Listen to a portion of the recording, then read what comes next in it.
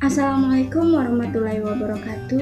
Perkenalkan, nama saya Ayu Saputri dengan NIM 20046116 dari Prodi Pendidikan Sejarah Universitas Negeri Padang. Pada kesempatan kali ini, saya akan menyampaikan hasil KKL atau kuliah kerja lapangan yang dilaksanakan pada tanggal 20 November 2021 yang bertema Sejarah Orang Rantai dan Kota Tambang dengan kajian sejarah sosial. Dan tentunya dengan adanya potensi peninggalan wisata tambang yang didukung dengan adanya Lubang Basuro dan Museum Gedung Ransum. Kota Sawalunto mempunyai luas 274 km dan dihuni oleh 53.000 jiwa. Namun, kota ini menyimpan sejarah kelam pekerja paksa di pertambangan yang dikuasai oleh kolonial Belanda.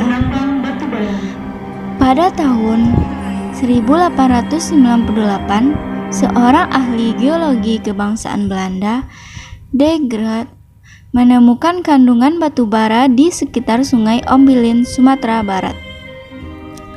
Penelitian lanjutan dilakukan oleh RDM Fairbanks sekitar 10 tahun kemudian dengan hasil yang cukup mencengangkan.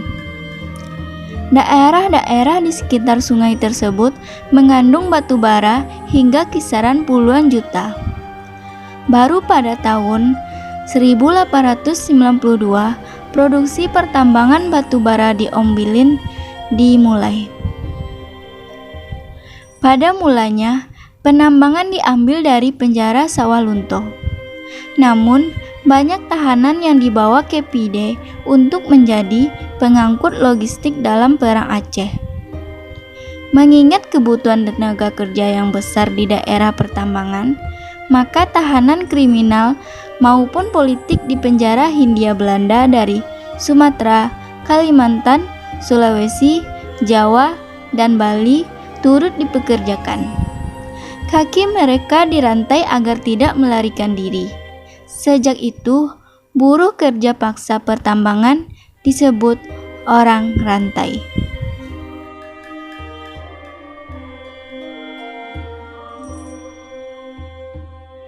Salah satu bekas pertambangan batu bara yang masih terdapat di Sawalunto adalah Lubang Basuro.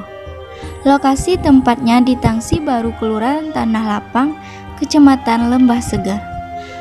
Lubang Basuro ini kembali dibuka pada tahun 2007 oleh pemerintah daerah setelah melalui beberapa kali pemugaran untuk keperluan pariwisata.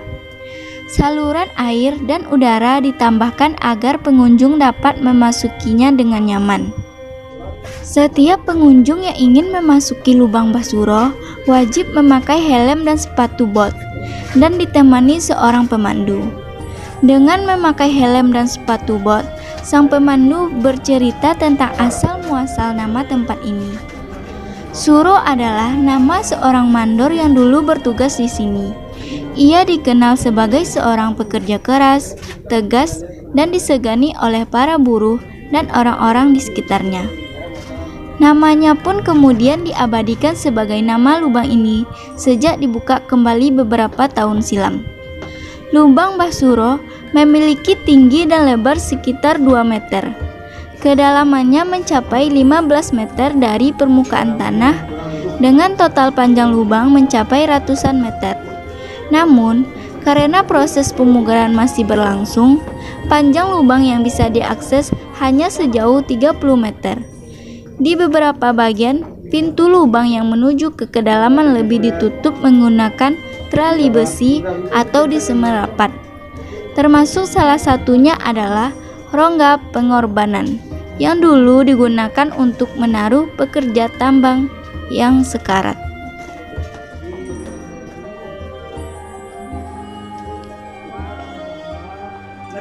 Tak jauh dari Lubang Basuro, terdapat bangunan lain yang juga menyimpan sejarah manusia rantai, yakni Museum Gedung Ransum.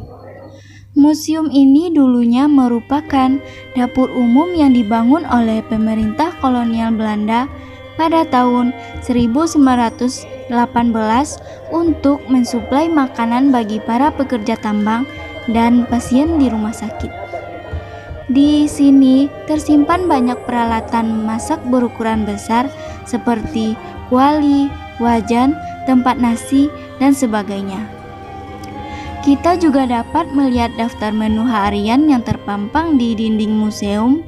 Di dalam lemari kaca yang terletak di hadapannya, replika menu makanan seperti nasi, ikan asin, dan telur tersaji dengan rapi. Selain peralatan masak, museum ini juga memiliki banyak dokumentasi foto, suasana pertambangan di Sawalunto, dan kehidupan di Gedung Ransum pada masa silam.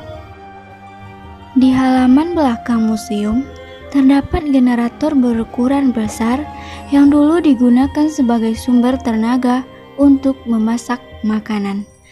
Bahan bakar yang digunakan saat itu tentu saja batu bara. Kini, tungku buatan Jerman pada abad ke-18 tersebut sudah tidak aktif lagi. Di sampingnya, terunggah banyak batu nisan para pekerja tambang yang hanya bertulis angka atau tato tanpa nama, sehingga sulit bagi keluarga korban untuk mencari lokasi makam anggota keluarga yang menjadi pekerja paksa di pertambangan. Baiklah, hanya itu yang dapat saya sampaikan tentang sejarah orang rantai dan potensi peninggalan yang didukung oleh adanya Lubang Basuro dan Museum Gudang Ransum. Kalau ada kata-kata yang salah dalam penyampaian, saya ucapkan mohon maaf sebesar-besarnya. Assalamualaikum warahmatullahi wabarakatuh.